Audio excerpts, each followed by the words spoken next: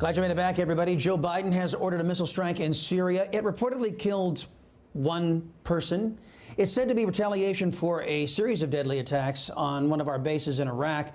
Meanwhile, Biden is seeking to get Iran back into the JCPOA, otherwise known as the Obama Ayatollah nuke deal, a deal that ensures Iran will get nukes at the end of a decade, a 10-year period. Joining me now is retired Marine Corps Lieutenant Colonel Oliver North, author of the book, Veterans Lament. Colonel, great to have you as always, sir. Socialists in Congress, they're trying to give Mr. Biden cover. He's taking some heat from his anti-American left, so they're criticizing him for this. But what is your take on the whole strike? Well, the good news in all of this is they're calling it proportional. They have to, because that's part of the UN. The UN requires that a response to an attack has to be proportional. So one dead, several wounded. And of course, they're all members of the Islamic Revolutionary Guard Corps, or at least one of the Hezbollah militias that's operating along the Syrian-Iraq border, chose to operate on the Syrian side of it because they're trying to avoid anything that makes it in the Iraqis dangerous. The idea of what he's really intending to do is that, as you pointed out, Chris, bring us back into this so-called JCPOA, the Joint Comprehensive Plan of Action. And of course, the Europeans love that idea because it gives them the out of saying, well, we're just trying to negotiate and diplomacy is what we're after. The bottom line of it is the JCPOA was fatally flawed right from the very beginning. The maximum pressure campaign brought by the Trump administration was much more likely to get the Ayatollahs to do what they needed to do to make sure that their country could survive. The bottom line of it is the Abraham Accords that were put together by the Trump administration, a remarkably historic event that was pulled together primarily by his son-in-law.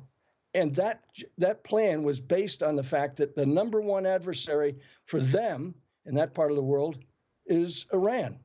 And so that plan depends on the United States maintaining pressure on the Iranians. You're right. Peace was breaking out in the Middle East, and here comes Joe Biden. He's going to turn that all around real fast.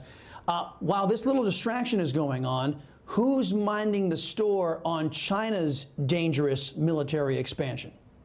Well, I'm glad you mentioned that because there's an overt connection with the Ayatollahs between Xi Jinping and the People's Republic of China, but there's also a covert part of what's going on. And what Xi Jinping is doing is he has worked a deal with the Iranian Ayatollahs, this theocracy dictatorship that rules a significant part of the territory over there, to give them the means of building nuclear weapons and the means of delivering them.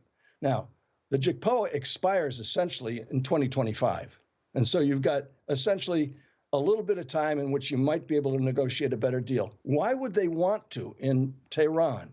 Why would they want to start limiting their ICBMs, limiting their ability to build nuclear weapons, and carrying out the kinds of terrorism that was part of the attack on our embassy and on the airfield out in Erbil back in the 15th of the month?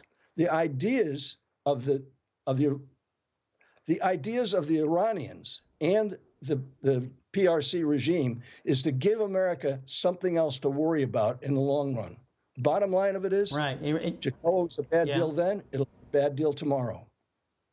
Absolutely. And you know what? In that deal, folks, the United States called on the Iranians not to develop intercontinental ballistic missile technology, never prohibited it. That's why Mr. Kerry was working to undermine the Trump administration, I believe in violation of several of our laws. But anyway, Colonel, I only got about 60 seconds left, but I wanted you to comment on this. Our military barely survived Obama. How worried are you about Obama's third term and Mr. Biden about our military? Well, Chris, you were kind enough to show that book, the veterans of the Armed Forces of the United States, 500 of them that we interviewed for that book, are all deeply concerned about that. Under the table now, they're talking about tightening up the clearance process and the loyalty checks that Americans have to sign on to before they can become part of the Armed Forces of the United States. Clearly, he does not trust them as much as they trust our president. And the bottom line of what we're looking at is a weaker military. They're going to start looking at weapon systems. They've already withheld some weapons that were already purchased by the Saudis and the United Arab Emirates. They're looking at the possibility of the Houthis being given a free rein, which are directly supported by the regime in Tehran. And if you look at those kinds of things happening, you got to wonder, Are we going to be able to sustain a military that is capable of deterring war, the number one purpose in having the military, and number two, winning a war if we have to fight one, particularly if it becomes a two-front war because of the deals being worked out by the People's Republic of China and the Islamic Revolutionary Guard Corps, which is essentially running all of Iran. Yep, and we can't forget Russia, where they factor into all of this. Colonel, it is always a pleasure talking with you, sir. Come back again soon. Thank you very much. Hi, Emma Reckenberg here. If you like this video, there's a whole lot more to see on Newsmax TV. You can watch for free right here on our YouTube live stream and be the first one here each time our experts break down real news. Just hit that subscribe button, ring the bell icon, and stay with us on America's fastest growing cable news channel, Newsmax TV.